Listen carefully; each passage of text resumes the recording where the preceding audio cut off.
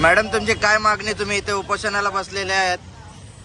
Republican party of India ये राष्ट्रीय अध्यक्ष आदरणीय दीपक भाऊ, महिला प्रदेश अध्यक्ष आदरणीय सुनीताताई चव्हाण, जनसंपर्क कार्यालय 3 तारखेला जनसंपर्क कार्यालय इथं ओपनिंग झालं, जनसंपर्क कार्यालयाचं ओपनिंग झालेलं होतं.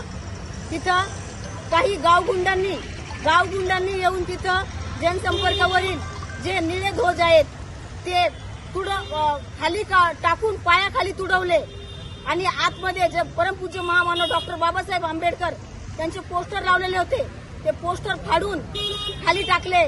तिथल्या जनसंपर्क कार्यालयाची तोडफोड केली, तेथील सगळ्या वस्तू तोडफोड केल्यात. त्याबद्दल मी मानपाडा पोलीस स्टेशनला आज 3 दिवस झाले, 3 दिवसापासून मानपाडा पोलीस स्टेशनला जाऊन न्याय मागते. अगदी एसीपी साहेबांपर्यंत मी न्याय मागितला, पण रात्री 2:30 वाजता एसीपी साहेबांनी मला सांगितलं की मॅडम उद्या हा आरोपी मी अरेस्ट करतो. आमची दिशाभूल केली. आज एवढ्या दिवसापासून आरोपीला पाठीशी घालण्याचं काम एसीपी साहेब करतात. आरोपीला अगदी आम्हाला सांगतात तुम्ही आरोपी कुठं आहे आम्हाला सांगा.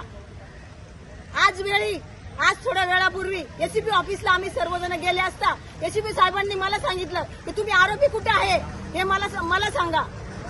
मी म्हटलं साहेब आतापर्यंत मी कुठला व्हिडिओ वगैरे व्हायरल केलेला नाही, मी प्रशासनाच्या बरोबर आहे आणि मला अधिकाऱ्यांची रिस्पेक्ट आहे. मला बोलतात तुम्ही व्यक्ती स्वतंत्र आहे, तुम्ही काही पण करू शकता, तुम्ही काहीही करा, असा धमकवण्याचा प्रयत्न मला होत आहे आणि केस दाबण्याचा प्रयत्न करत आहेत.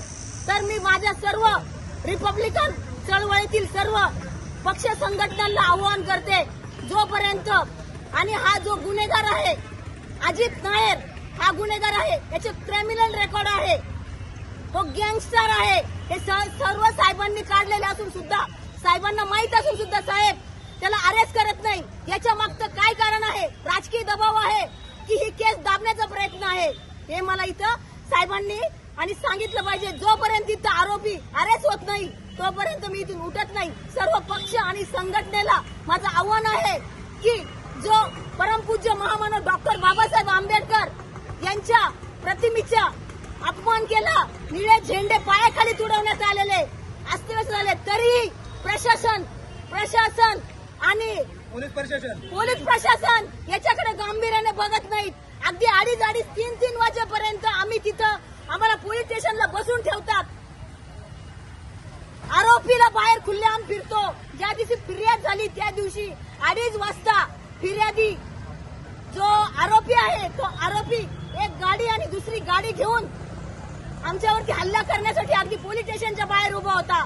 मी तिथील अधिकाऱ्यांना सांगितलं की साहेब हे बघा हे आरोपी इथं बाहेर उभे आहेत आणि आम्ही इथून बाहेर निघू शकत नाही. तरीही साहेबांनी याच्यावरती कुठल्याही प्रकारचं आता एकही आरोपी आज 3 दिवस झाले खाली आश्वासन दिले, एकही आरोपी आतापर्यंत अरेस्ट केलेला नाही. आरोपीला पाठीशी घालण्याचं पोलीस प्रशासन काम करत आहे.